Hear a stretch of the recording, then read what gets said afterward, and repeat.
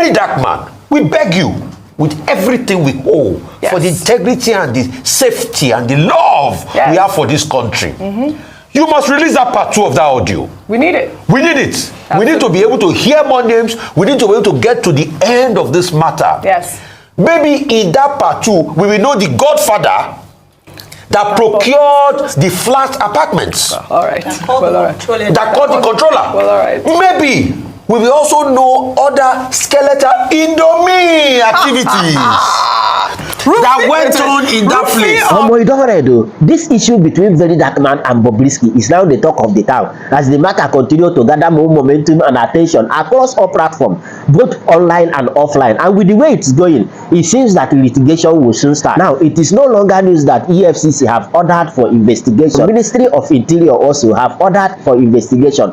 Different platforms are now talking about it. When the matter entered Arise News, as they were discussing the whole matter, now me 2 seconds to be Rufai Oseni has weighed the in and out of the whole matter, and he's now begging Verydarkman to please release the remaining voice note. According to what he said, that he still have extra voice note that will implicate more people. And according to Rufai, he said that he should release the voice note because they actually want to know who the godfather they talked about on the previous note is, and that the remaining voice note might end up to expose more irregularities that have been happening in our correctional centers. In fact, I am going to allow you to listen to this video on yourself, and as you are watching it, make sure you are clicking on that subscribe button, and of course subscribe to my channel if you are enjoying my kind of content. For more updates, let's go there. Good morning to you viewers. Let's begin what's trending in Nigeria. The Economic and Financial Crimes Commission and the Nigerian Correctional Service have been implicated in a bribery scandal that has set social media abuzz on Tuesday. A social media influencer who goes by the name Verydarkman posted a video which revealed an audio recording allegedly made by popular cross-dresser Bobrisky, saying that he had bribed some officials of the anti-graft agency with 15 million naira to drop the money laundering charges against him before he was sentenced to 6 months in prison on April 12th for abusing the naira. Bobrisky also allegedly claimed in the audio recording that he never spent a night in prison, and that Femi Falz, a senior advocate of Nigeria and the father of popular musician Falz, was hired to secure a presidential pardon for him in exchange for 10 million naira.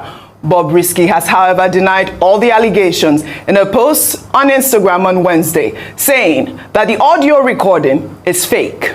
You know, I was on my way to the prison, then my godfather called me and said, "You will not enter that prison, don't worry. Let me make arrangements for an apartment close to the prison. It's going to call the controller in that's overall in Nigeria, in Abuja, and let me talk to them. They shall talk before I come back, Then I took me to one apartment that I must not come out till I finish my sentence." That the Oga said they should come out. The Oga said they should come and keep me here. That I mustn't go like enter data, but nobody should know that I'm not there. Yes. You know. So they said the guy will collect money. All right. I mean, this has caused a lot of frenzy on social media. There's a person that they said was implicated, Haliru Naba, who's the Controller General of the Nigerian Correctional Service. That was one of the names that was called in that audio recording. Again, it's still an allegation. Well, Verydarkman's post, which has since gone viral, has caught the attention of the Economic and Financial Crimes Commission and the Ministry of Interior. Both agencies have ordered an immediate investigation into the allegations.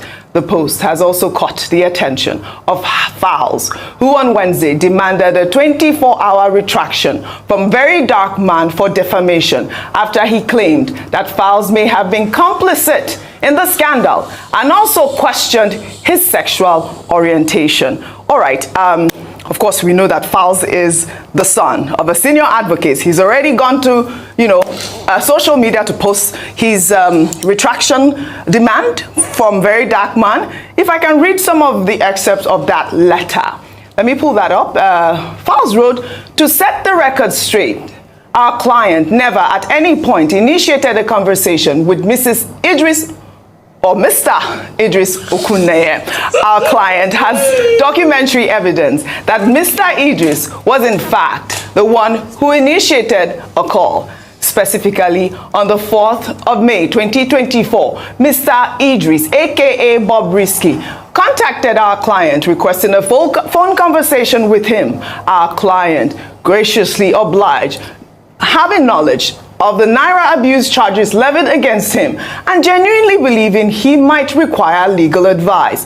Mr. Idris, aka Bobrisky, called shortly after, but instead of soliciting legal advice, he stated that he was in distress and needed financial assistance of about 3 million naira, which he claimed he needed to pay some officials to be permitted to stay in the VIP section of the correctional center. In the letter, Falana asked the public for a public apology to be published across all platforms where the false defamation was disseminated. The letter added that, there should be a retraction and apology to be issued within 24 hours to the chambers and would pursue legal actions, including claims for monetary damages. There was another statement that was in that letter, which was the main defamation. Falz had said, without contacting our client, you went ahead, that is Verydarkman, to publish a careless statement containing multiple allegations, including an insinuation that our client is involved in a homosexual affair and intended to get a presidential pardon for Mr. Idris Okuneye. Very dark man, violent. He has actually responded, Ayo. I watched his post, I believe it was on YouTube, and he talked about the fact that, he did not accuse Falz of anything, but you heard in that video, if you all heard that video clip, he did insinuate that Falz may have been homosexual. But I think the big story here is the accusation, really, of the EFCC officials and the Nigerian Correctional Facility. I would like to start with Dr. Abati, really, on this conversation. Okay, I mean, this is a very disturbing thing. Yeah. The first point we must admit is that all the parties involved have been saying, oh, I didn't say this, I didn't say that. First, social media interaction, electronic interaction, that's what we have seen. First, to establish that people must know that what you do on a phone or internet or computer and all that, the evidence is admissible in law in Nigeria. Section 84 of the Evidence Act of 2011, and also Section 258 of the Evidence Act. And also, we have the book on electronic evidence in Nigeria. The one of the authorities that I know is that of Justice Alaba Ajileye. So nobody should say, oh, it's not my voice, it's this and that. The court can admit the evidence and investigate it. That's number one. Number two is that Verydarkman, I think his name is Victor Esse. Yes. He has said, is it Martins? Martins Esse, whatever. That, he didn't say those things. He just asked a question.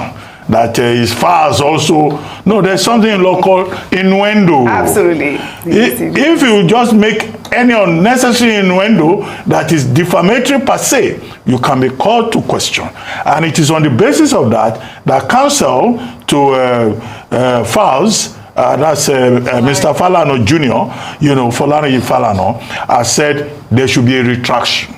What he has said, through his lawyer, Dijade Yonju, that, he didn't say so. Well, he will have, if Falano decides to go to court, he will have to go and defend himself. Yes. Number three, he also alleged that Femi Falano SAN, was involved in this attempt to procure pardon. In terms of the implication for the justice administration system in Nigeria, that's a very serious matter. Yeah. In that same video, there was evidence, the allusion that Bobrisky, his name is Okuneye, Idris Okuneye, was said to have been sentenced to prison. First, that he procured the reduction of the charges. Yes. And second, that a certain godfather intervened, and instead of going to prison, they paid a certain controller general, and he stayed in a flat. These are very disturbing things about the justice system in Nigeria. But I've seen people who say anything is possible here. After all, we were in this country when a certain person, who shall remain nameless, was in prison, and his wife, he impregnated his wife from prison. And in fact, there was a naming ceremony while he was still in prison. How did he get to a position where he impregnated his wife? Immaculate conception. Immaculate conception. You know, this is where I want you to come in, Rufai, really quickly, because this is the bigger conversation. The fact that, you know, our prison system, you know, allegedly so porous. I mean, if you had seen some reports from FIJ, Fushayo Soyombo, he had posted different, you know, there was a time he spent in jail. He went undercover, and he did reveal damning evidence about the fact that our prison systems are it's like this. So that report is out there, and the question is, what will the Minister of Interior do? So generally, he has said that they will order an investigation. We'll see the outcome of that investigation. There are some investigations we're waiting. We're also waiting for the EFCC as regards to 15 million that was said to be given to some EFCC officials to be able to give them, you know, to be able to drop those charges of money laundering. Because all of us too were surprised when that thing happened, because all of a sudden it was money laundering charges plus Naira flunking. Then all of a sudden money laundering dropped. Then it was just only Naira flunking before it went in for this. Then also, we will have to have investigations deeply, because we've heard a lot of complaints, especially as regards the prison service, what goes on there. In fact, we've had like 2 people bring letters officially that I have sent to the minister himself as regards the state of our prison and what is really going on there.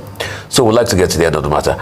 As regards the Verydarkman revelation, if Bobrisky is saying that he didn't say all those things, I think we also need to have a private investigation where we subject Bobrisky's voice to forensics. Yes, because there is so that AI. We can get, so that we can get a full forensic outlook as regards to what happened. And as regards Falz writing that letter saying they should retract, you know, when you look at Verydarkman's, what's it called, expose, there were some things he needed to have been careful on. I think just playing the audio will have been adequate. A lot of mistakes were made in the analysis, where he went ahead to cast aspersion and say, oh, this person is defending this person, so they shouldn't go that way. Like Dr. Wati said, he left room for innuendos there. Because when you read Falz's rebuttal, he now gave a full context to the conversation, saying that they were even telling them that you don't need to pay for any pardon. He did. No, so, not for any pardon, for the VIP section. The only conversation they had was a 3 million naira conversation. Whatever. So he gave some clarity as regards the context in that matter. But all of this too is not ending, because you know all of this really started because of money. The person that released that audio to Verydarkman was being owed money by Bobrisky. And the money has been paid.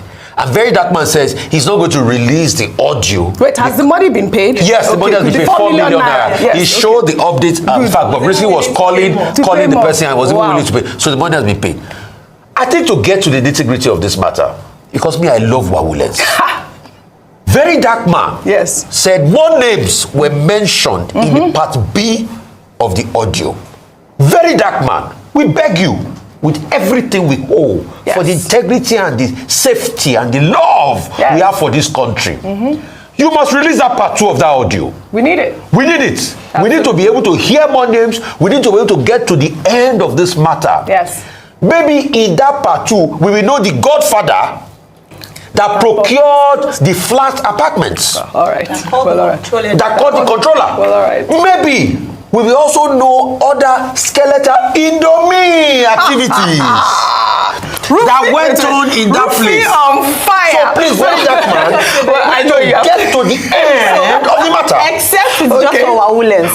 When the information comes out, what will happen? Investigation. That's what I'm saying. Usually, See, hold on. I take this matter now. No, I agree with you. I'm going to get to the end of it. The reason I said that is because, like Dr. Bati cited, this is not the first time we have heard or seen or that we know that things untowards are happening in the prison service. Yes, that's the main point. Fisayo Shoyombo did he went in at the risk of his life. What happened? Yes, what will just happen is it will be a social media sensation for a few weeks. Well, I hope not. I'm just saying, what has happened in the past? Well, I hope not. But because names have been, that's what I'm saying is that people say, oh my goodness, did you hear? How many times have exposés been done and nothing has happened? But let me just say something.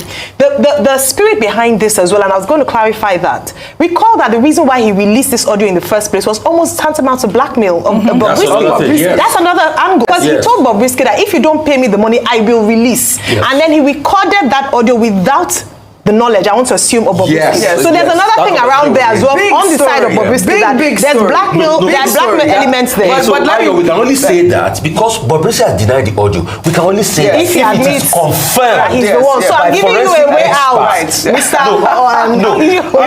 If it's confirmed by forensic expert, that's actually Bobrisky's audio. Then we will now go into privacy laws. Yes, exactly. Because that one too, we cannot, because people also do it in our country.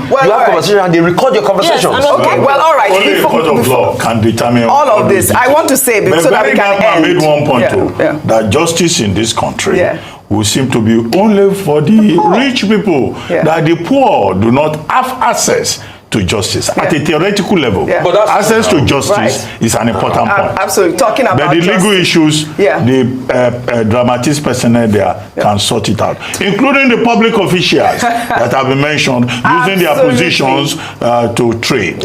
All right, talking about justice is going to lead me to my next story. We all have to sum this up. Bobrisky, who is in the center of the story, has denied all allegations at this point. So we are not accusing anybody on the show, but we need to reveal this investigation. Such a big story. We'll follow up on it. You get the point now. It is now very obvious that with the way the whole matter is going, if proper and unbiased investigation is to be carried out on the offices that was mentioned on that voice note, it is going to end up implicating more people and also to expose more secret things that have been going on since in different sections that was mentioned on that voice note. But nevertheless, we are watching. Any matter at all, I'll bring it here. But nevertheless, share your thought with me on the comment section. And you know the vibe now. Click on that subscribe button, follow and share for more updates. Because like this,